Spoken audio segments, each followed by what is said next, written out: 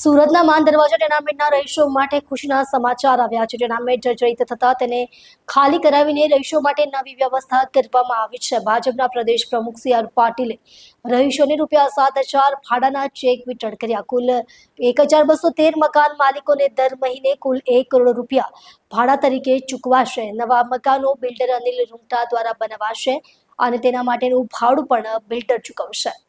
માન દરવાજા વિસ્તારમાં આવેલી જૂની અને જર્જરિત ટેનામેન્ટના રહીશો માટે આનંદદાયક સમાચાર આવ્યા છે। ટેનામેન્ટ ખાલી કરાવ્યા બાદ ત્યાંના રહીશો માટે વહીવટી તંત્ર દ્વારા ખાસ વ્યવસ્થા કરવામાં આવી છે। ભાજપના પ્રદેશ પ્રમુખ સી આર પાટીલના હસ્તે રહીશોને ₹7,000નું ભાડું આપવાનું ચેક વિતરણ કરવામાં આવ્યો છે। આ નક્કી કરવામાં આવ્યું છે કે દરેક રહેવાસીને દર મહિને ભાડા તરીકે રકમ ચૂકવવામાં આવશે જ્યાં સુધી નવું મકાન તૈયાર ન થાય। સી આર પાટીલે જણાવ્યું હતું કે હું પણ આ ટેનામેન્ટમાં રહ્યો છું અને અહીંના લોકોની હાલત અને લાગણીઓને હું સારી રીતે સમજી શકું છું। હવે બધાને તેટલી જગ્યા પર નવું અને મજબૂત મકાન મળશે। ટેનામેન્ટના 1,213 રહેવાસીઓ માટે દર મહિને લગભગ ₹1 કરોડનું ભાડું ચૂકવવામાં આવશે। બિલ્ડર અનિલ રૂંગટા દ્વારા નવી મિલકત યોજનાનું નિર્માણ કરવામાં આવશે। પાટીલે ખાતરી આપી હતી કે નવા મકાનો ઓછામાં ઓછી 100 વર્ષ સુધી ટકી રહે તે રીતે મજબૂત બનાવી શકાશે। મહત્વની વાત એ છે કે મકાનનું ભાડું બિલ્ડર દ્વારા જ ચૂકવવામાં આવશે અને મકાન એ વ્યક્તિને જ અપાશે જેના નામે મૂળ માલિકી હશે। સી આર પાટીલે વધુમાં ઉમેર્યું કે જ્યાં રહેવાસીઓ પહેલા રહેતા હતા ત્યાં જ તેમને નવા મકાન અપાશે। જો કોઈ દબાણ કરે કે અન્ય રીતે મકાન મેળવવાનો પ્રયાસ કરે તો અમને તરત જ જાણ કરો। વધુમાં તેમણે રહીશોને અપીલ કરી કે નવા મકાનની ફાળવણી પણ સારી રીતે કરવામાં આવે અને સૌ એકતા અને સહકારથી આગળ વધે। માન દરવાજા ટેનામેન્ટના લગભગ 1,312 જેટલા રહેવાસીઓને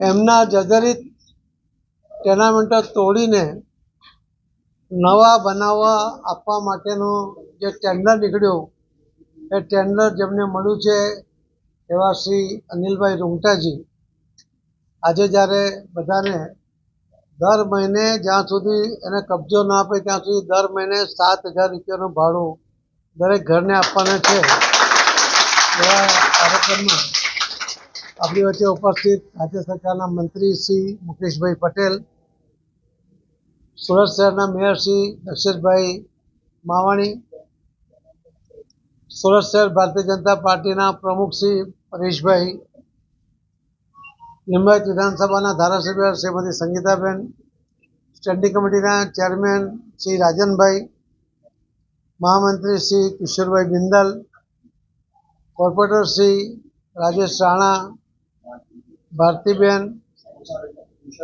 ઉષાબેન પટેલ, નાગરભાઈ નથી, દીપેનભાઈ દેસાઈ અને અહીં ઉપસ્થિત સૌ આગેવાનો અને જેમને આજે પહેલી શરૂઆત થાય છે એવા 33 ટેનામેન્ટના રહીશોને એક મહિનાના 7,000 લેખે 3 મહિનાના 21,000 પર એક રહેણાંકવાસીને આજે ચેકની એમાઉન્ટ આપવાનું શરૂઆત કરી છે। ખૂબ જ મધ્યમ વર્ગ કે મધ્યમ વર્ગથી પણ ગરીબ કહી શકાય એવા લોકો આ ટેનામેન્ટમાં રહેતા હતા। હું પોતે પણ એ ટેનામેન્ટમાં રહ્યો છું અને ભાડે રહ્યો છું।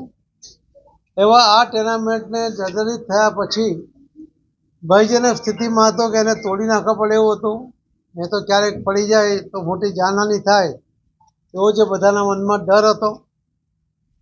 ત્યારે એ મકાનોને તોડીને નવા બિલ્ડિંગ બનાવી આપવા, થોડો મોટો વિસ્તાર આપવો અને એ પણ 100 વર્ષ સુધી આ મકાન તૂટે નહીં એવા મજબૂત મકાન બનાવી આપવા માટે રાજ્ય સરકારમાં માન્ય મુખ્યમંત્રી શ્રી ભૂપેન્દ્રભાઈ પટેલ, સુરત મહાનગરપાલિકાના કમિશનરશ્રી અને અધિકારીઓ, સુરતના મેયરશ્રી, ચેરમેનશ્રી, અધ્યક્ષશ્રી અને ધારાસભ્યશ્રી આ બધાની રજૂઆતોને કારણે આ સફળ થયું। એમાં જ્યારે જ્યારે જરૂર પડી ત્યારે નીતિમાં પણ ફેરફાર કરીને આપ સૌને મકાન મળે એના માટેના સફળ પ્રયત્ન થયા અને એના કારણે દર મહિને ₹1 કરોડ જેટલું ભાડું 1,312 જેટલા આ રહેવાસીઓને